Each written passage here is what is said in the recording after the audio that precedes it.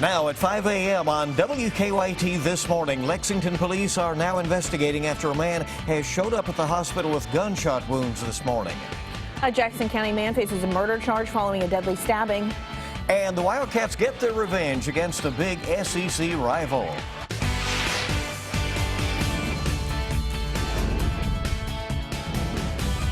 This is WKYT This Morning. Good morning and welcome in. Hope your Friday's off to a fabulous start. I know mine is. I'm Rebecca Smith. We like the sound of that, don't we? Yeah, Friday. we do. I'm Bill Bryant, and we are glad you're here. And it is almost the weekend, and it looks delightful, really, especially considering where we've been with our weather. Meteorologist Micah Harris is on duty there in the First Alert Weather Center. Good morning. Hey, good morning, guys. Here's what we're going to be looking at as you walk outside early this morning. Now the moon just below the horizon, at least half of it. And what we're going to be seeing, clear skies. Beautiful, beautiful morning. Temperatures are there in the 40s. Look, these temperatures were just like your highs yesterday. We're already there. We're only going to go up from here on out.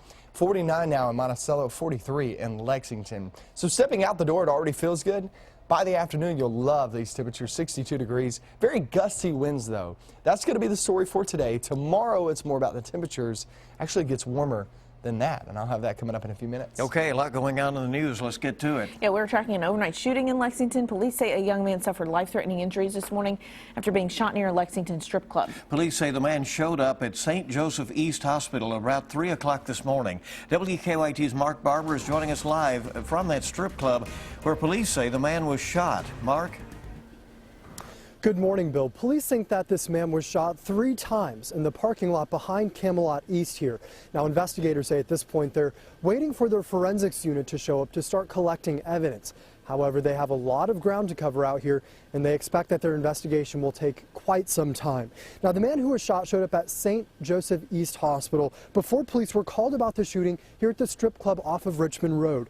Now, police tell me that the man who was shot is in his early 20s, and he has been rushed to UK Hospital, where he is now in critical condition. Investigators say he was shot twice in the chest and once in the leg. Officers don't know why he was shot or who shot him because there were no witnesses. They're still trying to figure out if the shooting was caught on surveillance camera. Officers think their investigation will stretch well into the morning because they still have a lot of questions that need answers. They're hoping their forensics unit will soon help them find some of those answers, those questions of what exactly happened here and who pulled the trigger. Live in Lexington, Mark Barber, WKYT. All right, Mark, thank you. And also new this morning, Lexington firefighters are right now at the scene of a house fire that has started about an hour ago, around 4 o'clock or so. Yeah, that fire happened on Kelsey Drive near Alexandria. Several crews currently on scene, as well as our Mike Byer joining us live this morning with the latest from fire crews out there. Good morning. Good morning, Rebecca and Bill. Now, fortunately, no one has been injured in this fire. Firefighters tell us that 5 men were sleeping inside of this house, which is blocked by the fire trucks that are behind me, but all of them were able to escape. Now, it happened at 3:30, just after 3:30 this morning. Firefighters say the 5 men were sleeping inside and woke up to the smell of smoke. When they came outside, they saw flames shooting from the roof of this home. And unfortunately, they all were able to escape. No firefighters were injured. Firefighters say, however, that this home did not have any working smoke detectors, and they say that's a problem. They say people this time, especially this time of year, need to have working smoke detectors, and that wasn't the case in this house. They say the 5 men were very lucky to escape with their lives today.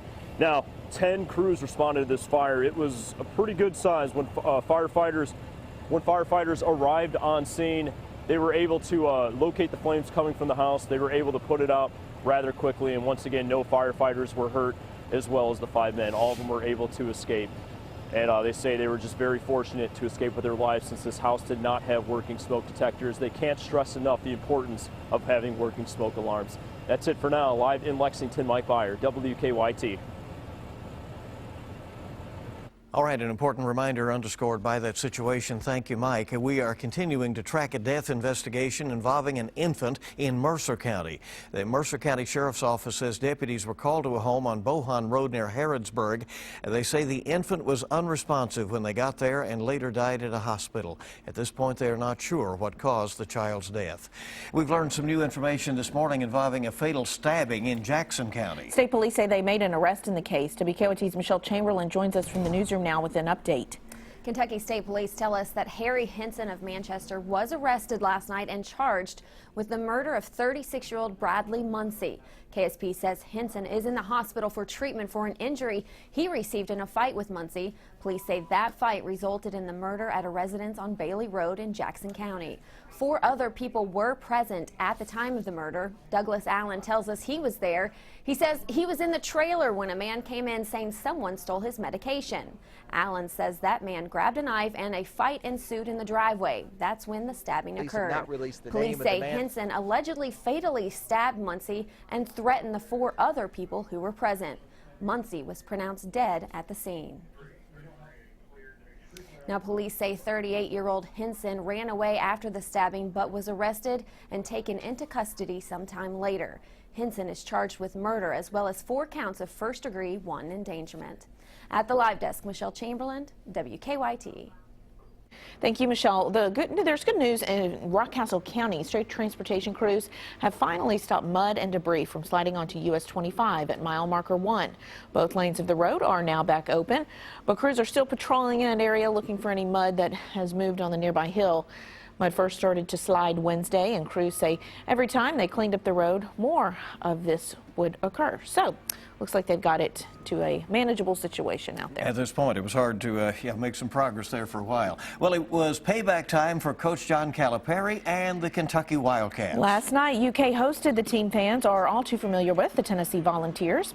Unlike their first meeting earlier this month, the Wildcats came out hitting on all cylinders. Tennessee managed to keep things close early, but the Cats proved to be a little too much in the second half, defeating the Vols 80-70.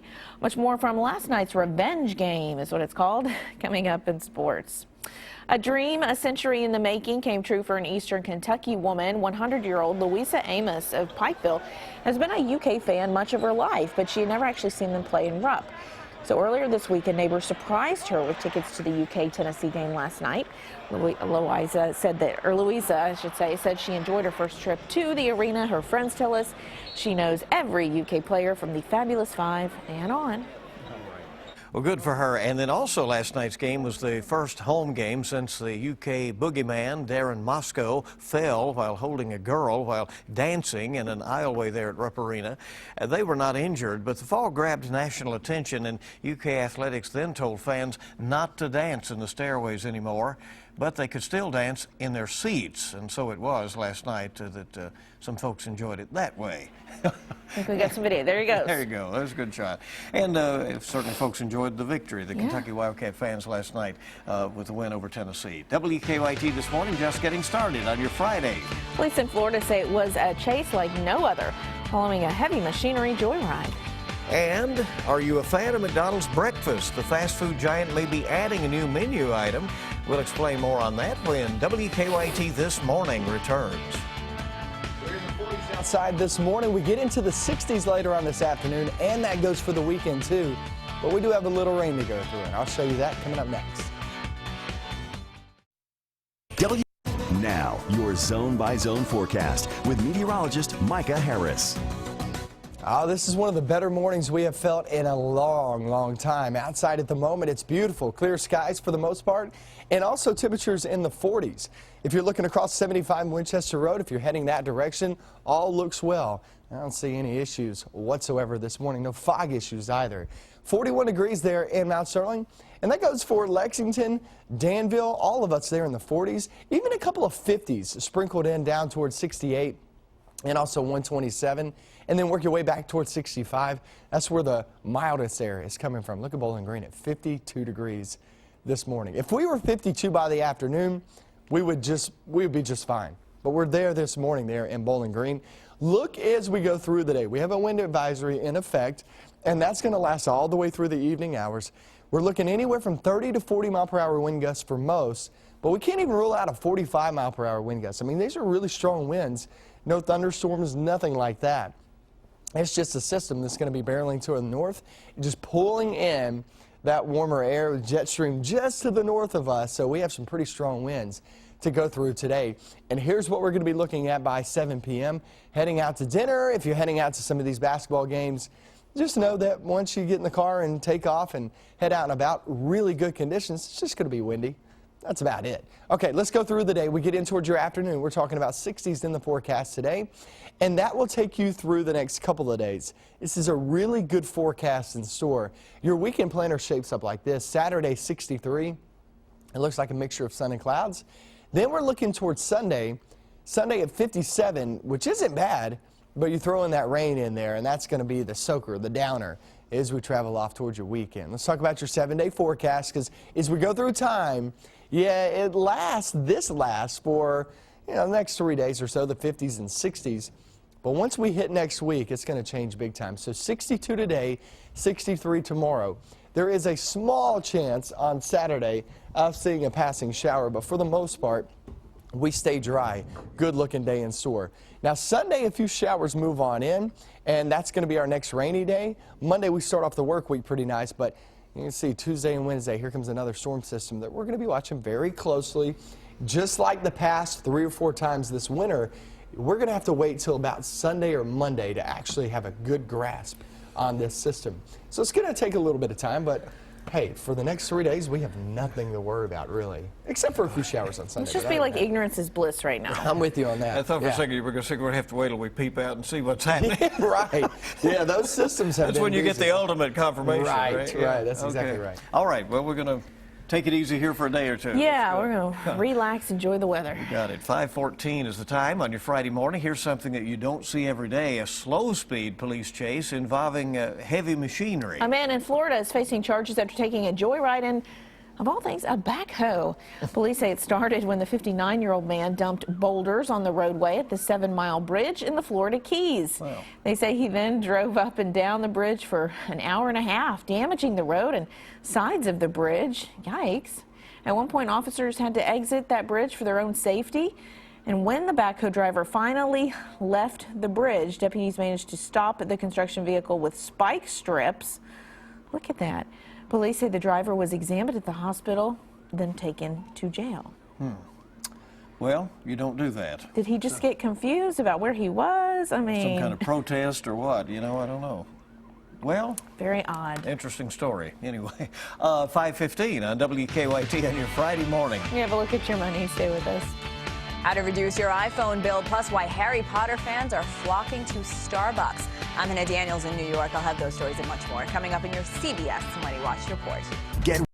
Good morning. Welcome back into WKYT this morning. It is your Friday. The time is 5:18. Apple will now reduce monthly payments on your new iPhone if you trade in your old one. And airlines now get 1/4 of their revenue from those additional fees. Harry Potter fans testing Starbucks limited edition smoked butterscotch latte. Interesting. Hannah Daniels has the latest on your money. On Thursday, Wall Street had the chance to make gains 4 days in a row, but ended the day short. The Dow closed down 40 points. The Nasdaq lost 46. Apple will now reduce monthly payments on your new iPhone if you trade in your old one. It's part of their Trade Up with Installments program. In some cases, payments will be as low as $15 a month.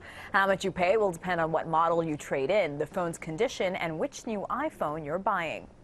Airlines now get 1/4 of their revenue from additional fees. The top fee consumers pay is for baggage. Another of the biggest moneymakers is the charge to change or cancel a ticket, which can cost as much as $200. Consumers paid airlines more than $3 billion in flight cancellations or change fees in 2015, triple what they paid in 2007.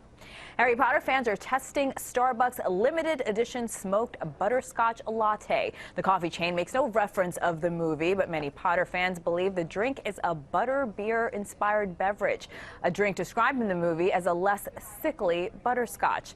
And that's your CBS Money Watch report. For more, log on to cbsmoneywatch.com. In New York, I'm Hannah Daniels. All right, and McDonald's is testing out its own version of a Southern classic, chicken and waffles. They're calling it the McChicken Griddle. Let's do it again. The Chicken McGriddle. That's what it is. It's a fried chicken patty surrounded by a pair of maple syrupy sweet buns. But if you want to try it, you'll need to go to Ohio to do that. 11 McDonald's restaurants in central Ohio are testing the Chicken McGriddle through the end of March. The fast food giant says it could go national depending on customer feedback. McDonald's recent decision to serve breakfast all day has been wildly popular and also an economic win for the chain. It's interesting, isn't it? You know, at first I was a little skeptical, but then I start thinking, savory and sweet. Could go. What I find Good interesting work. about that story, I've always heard Columbus, Ohio is the Test market. good national test market. Yeah, You know, if I've people heard like that it too. there, they'll like it everywhere. So evidently that's where this is being tried out. All right, coming up on 521 on WKYT this morning, and a lot more is on the way for you on your Friday. Including a report on sports up next. Kentucky getting a little payback on the Big Orange last night in Rupp Arena. Derek Willis, Jamal Murray. It was raining threes. We've got the highlights for you next.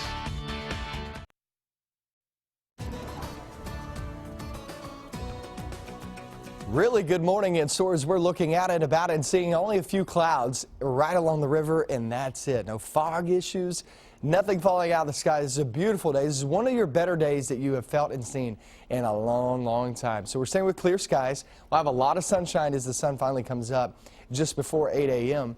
And there's your look outside. Look, these temperatures already surpassed the temperatures from yesterday in a few locations. So that was yesterday afternoon, that is. So this is already feeling really nice outside. Watch as we go into the afternoon. Gusty winds anywhere from 30 to 40 miles per hour will pump those temperatures up to the low 60s. You gotta love that. We get a little bit higher there for the weekend. So I still got some good news for you the next 48 hours. First, let's check out sports, see what's going on.